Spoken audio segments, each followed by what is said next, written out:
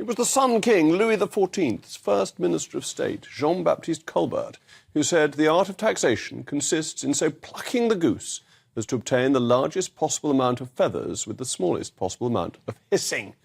And as I've said before on this programme, the geese are now honking. The question is, can the Prime Minister hear them? We currently have the highest tax burden since the Second World War. So it was reported over the weekend that Downing Street has been discussing the future of inheritance tax. And I strongly support this discussion and actually urge the government to abolish it outright. Inheritance tax, death duties, to give them the name that is unspun, only brings in revenues of about £6 billion a year. About 4% of deaths pay the tax. And many of the lobby in favour of the tax maintain that it only hurts the wealthiest, which is why it's fine to have it. But it's not actually quite true. Inheritance tax actually hits those more in the middle because the extremely wealthy are able to manage their assets in a way that gets them out of the scope of the tax.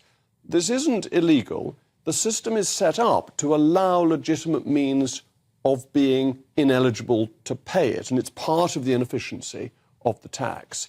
The numbers for this are shown that the effective rate paid as estates become more valuable declines. So the people who get hit are those with mid-levels of wealth, particularly those in the southeast of England. So it's an unfair tax, as the socialists might phrase it. And although it only hits 4% of deaths, actually 31% of people expect to pay it, according to this excellent Times poll carried out by YouGov. And this is important because it's an aspirational tax. People expect that through their work, through their efforts, through the sweat of their brow, they will get in to this tax threshold. And as we've discussed before, the effect of fiscal drag means that more people will be paying it because it hasn't been adjusted in line with inflation. So the £325,000 threshold has been declining in real terms. And as I was saying about the South East, well, London, the average property price in London is already double this. And about a quarter of homes sold each year in the UK exceed the threshold too. So inheritance tax, death duties are going to hit more and more people. And it's the worst of all worlds because not only does it raise relatively little money, considerably less than 1% of the income the Treasury receives, a little bit over 0.5%, it's also economically damaging. Now, why is this? Well, people invest according to the best way of maintaining their capital.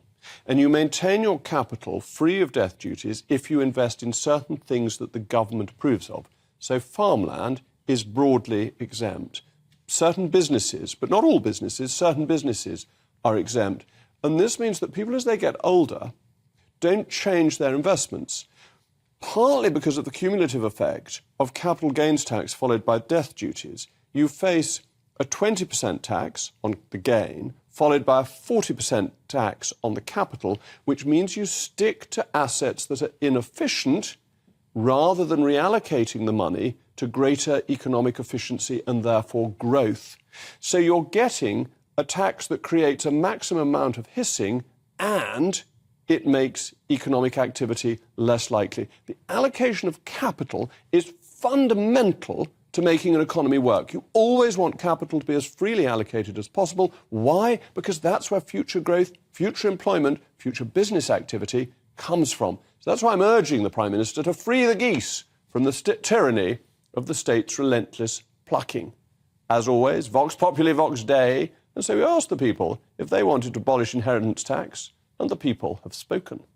Yes, I do think it should be abolished. It's unfair tax on families. I don't say abolish, but it certainly should be changed. My house that I bought for $52,000 is now worth just over $1 million. My two children and their families and my grandchildren are going to be greatly disadvantaged. Our parents have already paid taxes in this country.